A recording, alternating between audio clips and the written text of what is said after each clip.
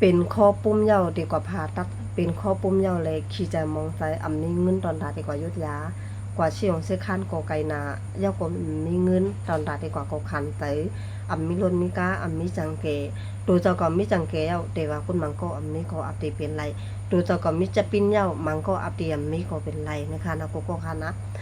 มังก็ดีมีก้าเย้ามังก็ทำเด็บอาจจะมีเปิ้นเดียมมีก็เป็นไรนะคะเนาะเฮากว่าง่ายเปิ้นดีกว่าหยาบเนาะก็นั่นแหละมันได้ข้าวเดมาลาปันลอยยาสภาวะตันดาคนมีกินชาคอปุ่มนะคะนะ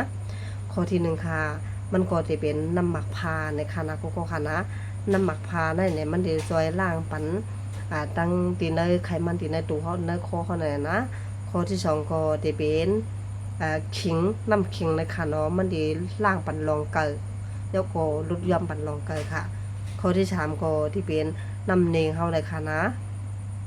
น้ำเนงเขาในมันดีจอยเกล็ดเคปันทิ้งชิมปันนะฮือเนื้อหนังเขาปฏิมลดย่อมหิวแหงง่ายค่ะข้อที่4ก็ได้เป็นน้ำเนงอันลิปมันเนาะน้ำยืดเนี่ยค่ะนะแล้วก็ข้อที่5ก็ได้เป็นน้ำแดงจึงในค่ะนะกูก็ค่ะนะแดงจึงเนี่ยก็มีพอดีเหมือนกันค่ะกูก็ค่ะนะมันดีจอยล้างปันไม้มันดีล้างปันยุบยับตีเนื้อตัวเขาเนาะแล้วก็คนเฮาเนี่ยมีอยู่ยับแต่ค่ะนะมีขาออกมันได้มีเลือดเฮาได้มีไขมันว่าสังว่าจังได๋เฮากินพิษกินผลมาจังได๋นี่เนาะมันสิช่วยล้างปานนั้นได้ค่ะข้อที่6ก็ได้เป็นน้ำมิ้นนะคะนะน้ำผองมิ้นนะคะมันช่วยลดปันภายไก่ภายพแล้วก็ช่วยย่อมปันเฮ็ดให้นี่นะเฮาอิ่มได้อิ่มนางเฮ็ดให้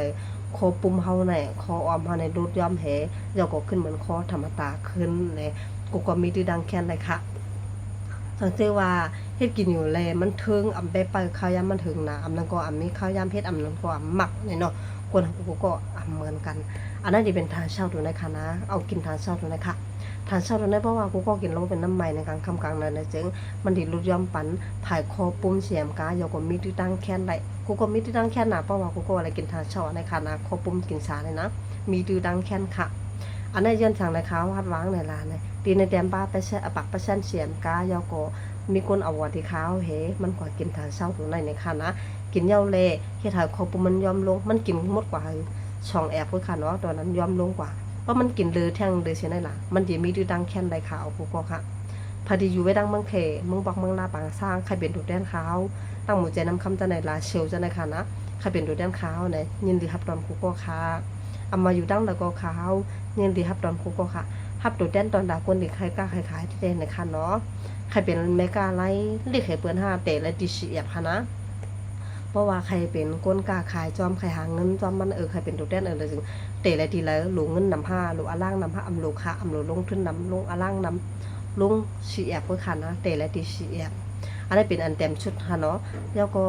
15แอบนั่นทำเป็นปานกลาง60แอบนั่นเป็นแม่กาละใหญ่ค่ะนะกูก็ค่ะนะเอาเงินชื่ออะไรค่ะอำโลไรปันกากาเขามันค่ะนะเขาฟรีๆเขาละลายเพื่อค่ะอ๋อ